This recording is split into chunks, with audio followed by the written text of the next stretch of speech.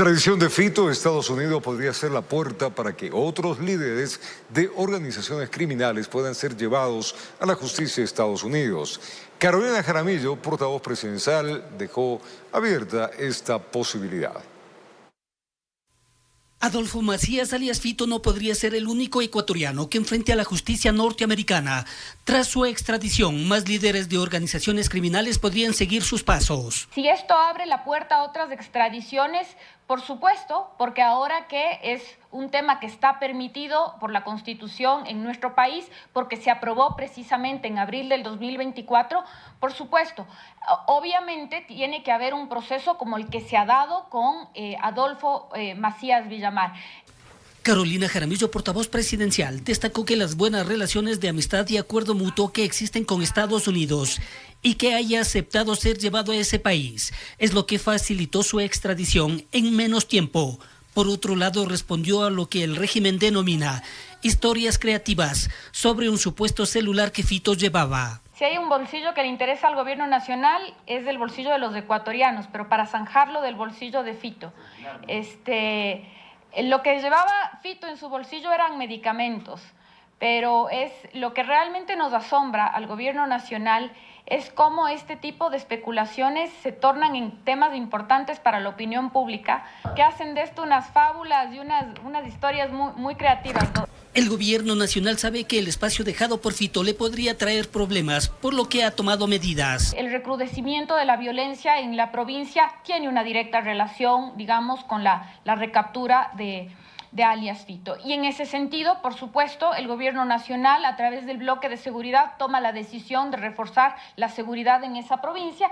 Insistiendo en la lucha contra el crimen organizado. Extradición de Macías Villamar, así como los operativos para desmantelar las economías criminales, son acciones que debilitan a las mafias y el gobierno nacional está decidido a continuar en esa lucha. Mario Pazmiño, ex jefe de inteligencia del ejército ecuatoriano, cree que el gobierno no puede dar ni un solo paso atrás. Y el mensaje que está mandando el gobierno hacia las organizaciones delictivas de crimen organizado transnacional es de que, de ser capturados y ser reclamados por la justicia norteamericana, serán inmediatamente trasladados hacia la justicia norteamericana. Esto es algo sin precedentes en la historia ecuatoriana. Es decir, como se dice, guerra avisada no mata gente. Informó Héctor Romero. El procesado en el caso Metástasis, Javier Jordán, no compareció ante la Comisión de Fiscalización de la Asamblea Nacional, que lleva adelante una investigación sobre redes criminales que operaron en el sistema de salud pública durante la pandemia del COVID-19.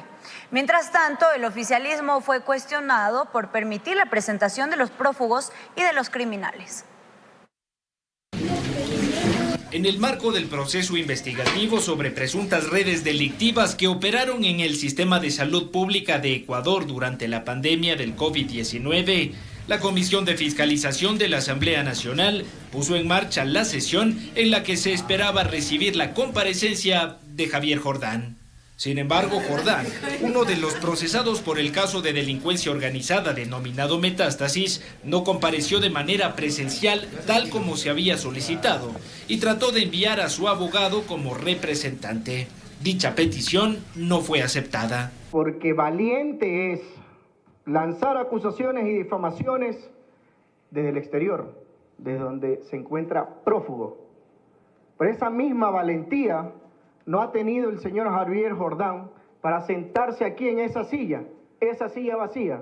Jordán fue mencionado por Daniel Salcedo durante su testimonio la semana pasada en esta comisión. Allí Salcedo detalló las negociaciones criminales llevadas a cabo en la compra de insumos médicos durante la pandemia. El presidente de esta mesa legislativa, Ferdinand Álvarez, cuestionó la ausencia de Jordán e insistió en que sería el líder de la organización criminal que participó del reparto de los hospitales durante la pandemia. También dijo que sería el presunto autor intelectual del asesinato del ex candidato presidencial Fernando Villavicencio. Usted, señor Jordán, se encuentra prófugo de la justicia, acusado además, en el caso de Metástasis, sospechoso de ser el actor intelectual quien financió también el asesinato a Fernando Villavicencio. Álvarez aprovechó la sesión para responder una serie de acusaciones levantadas por Jordán sobre presuntos actos de corrupción y vínculos criminales en su contra. Eso sí no lo voy a permitir, no solamente por mí, por mi hija, por mi familia, por el país. Yo no le debo nada a nadie. Miembros de esta comisión cuestionaron que el oficialismo use a esta mesa legislativa para crear un show político y responder a acusaciones personales que nada tienen que ver con la legislatura. Y claro, usted tiene derecho a defenderse ante las cortes pertinentes. Como comisión jamás debimos permitir que un sentenciado a la justicia comparezca en esta comisión. Nosotros no tenemos órgano jurisdiccional, nosotros no somos juez, no somos fiscales. Informó Álvaro Terán. En la pobreza, así como el incremento de las exportaciones, fueron varios de los temas abordados por Carolina Jaramillo, ella es la vocera del gobierno, en su rueda de prensa a diferentes medios de comunicación. Con satisfacción, el gobierno nacional anuncia la disminución en la pobreza, con base a datos del Instituto Nacional de Estadística y Censos INEC. Mostró una disminución en junio de 2025 al pasar de 25.5% en junio de 2024 al 24%. Esto representa que cerca de 220,000 ecuatorianos salieron de la pobreza. Al observar por zona, tanto en el área urbana como en la rural, la reducción fue similar, 1.5 puntos porcentuales en cada una. Similar situación positiva se expresa en el área educativa, al reinsertarse a 92.448 estudiantes al Sistema Nacional de Educación. El proceso de reinserción incluyó a niños, adolescentes, jóvenes, adultos y adultos mayores. Del total de estudiantes reinsertados, 46.8% son mujeres, 53.2% son hombres. Los docentes es otro grupo beneficiado. Se empezó con el pago de la homologación salarial. Para 1.835 docentes del Magisterio Fiscal, con una inversión de $10.4 millones. La homologación salarial es un proceso responsable, ordenado y transparente que el Gobierno Nacional, a través del Ministerio de Educación, asumió con total seriedad y que responde a una decisión firme de continuar con el programa de valorización docente a quienes educan y forman a nuestro país. Las exportaciones no se quedaron atrás, registrándose 10.480 millones en productos emblemáticos como camarón, banano, cacao en grano, conservas de atún y flores. Entre enero y mayo de 2025, las exportaciones no petroleras ni mineras crecieron un 23%. Respecto del mismo periodo del año anterior. Este resultado se debe al notable desempeño de 3 sectores clave.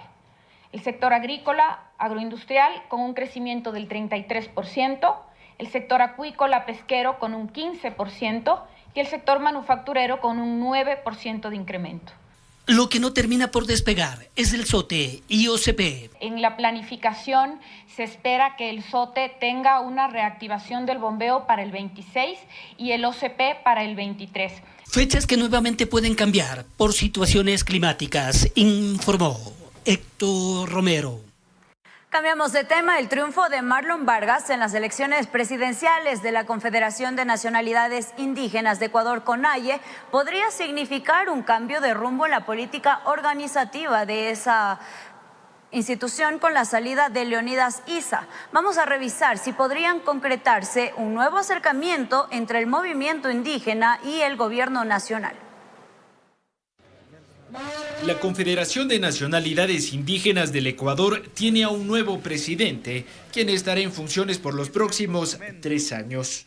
Se trata de Marlon Vargas, exdirigente de la CONFENIAE, quien llegó a estas elecciones con el apoyo de las disidencias de Pachacútec alineadas al gobierno, que por ahora rechazan el proyecto político de Leonidas Issa. El tema del extractivismo, seguiremos luchando, porque la lucha es nuestra característica. Analistas creen que el timón de la CONAIE no experimentará un cambio radical en su dirección, pues los 65 mandatos acordados en el 8º Congreso de esta organización demarcan una continuidad del proyecto político impulsado durante la presidencia de Issa. Y entre ellos está el evitar o el levantarse contra la minería, contra la explotación minera, el rechazar cualquier acuerdo con los multilaterales de crédito. Lo que sí podría variar con la llegada de Marlon Vargas es el enfoque político de su administración.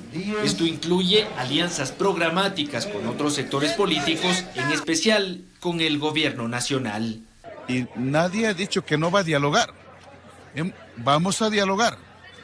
Pero yo quisiera que en ese proceso de diálogo existan resultados. Según analistas, la relación entre la CONAIE y Pachakutik difícilmente se desarrollará en términos de cordialidad, pues el liderazgo de Guillermo Churuchumbi no es compatible con la política de diálogo que propone Vargas. Yo pensaría que a la vuelta de la esquina probablemente también al interior de Pachakutik se comience a gestar algún movimiento que pida el recambio en la conducción de Pachakutik. Porque ¿qué es la CONAIE sin Pachakutik y también qué es Pachakutik sin la CONAIE? De hecho, Vargas y Churuchumbi ya se encuentran enfrentados por la separación de los 6 asambleístas del movimiento indígena que votan con el oficialismo. Mientras Pachakutik los expulsa, la CONAIE habla de una eventual reconciliación. Han tomado una postura de sancionar y de separar a los 6 asambleístas. Hemos llamado a que se convoque a un consejo ampliado y ahí que se nos escuche, porque siempre hemos criticado la justicia selectiva. Informó Álvaro Terán. Más de una docena de departamentos, casas y terrenos entrará en etapa de subasta o venta directa al público. La Secretaría Técnica de Gestión Inmobiliaria actualizó las fechas y los catálogos de bienes disponibles para la ciudadanía. Vamos a contarles cómo podemos postular y hasta cuándo hay que presentar una oferta.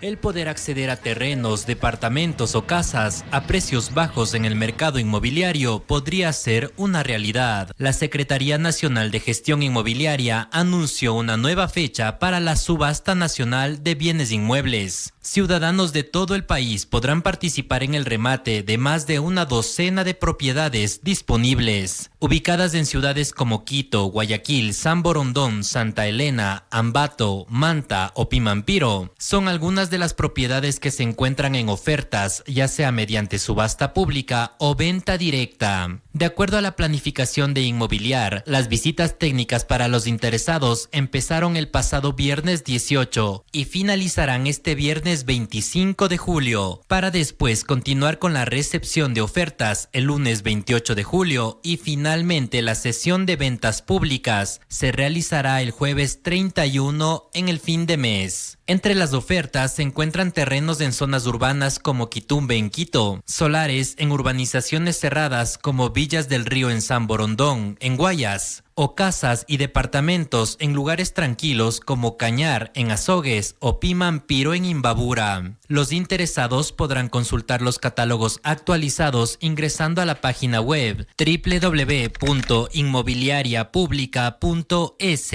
o escribir directamente a sus contactos telefónicos. Con esta alternativa se busca que la ciudadanía no caiga en negociantes externos o traficantes de tierras que pongan en riesgo el esfuerzo económico de años para conseguir un hogar para toda la familia. Informó Ítalo Salazar. Y Guayaquil tiene una invitada especial en sus fiestas de fundación. Se trata de una escultura oficial de la muñeca Mafalda. Es una obra de 75 centímetros que arribó este lunes con los colores de la bandera de la ciudad. Mafalda realizará un recorrido por la urbe a bordo de un bus. Esto en visión 360 grados. También la llevarán por el Malecón 2000, parques emblemáticos y varios sitios turísticos. La creación de Quino estará permanentemente en la intersección de la avenida 9 de octubre y la calle Escobedo, donde los ciudadanos y turistas podrán realizar fotografías. Es un impulso muy grande al turismo, no solamente el turismo. Imagínense los emprendimientos que empezarán a raíz de ahora. Vamos a ver mucho movimiento, mayor movimiento en la avenida 9 de octubre, que es una de las avenidas más concurridas por historia de nuestra ciudad. Simplemente tienen que esperar que llegue el momento de sentarse al lado de ella, de la misma manera que en otros países como Brasil, como Perú, por supuesto como Argentina, España, entre otros, llega ahora a Ecuador. Y la ciudad que la acoge y le da la bienvenida es Guayaquil.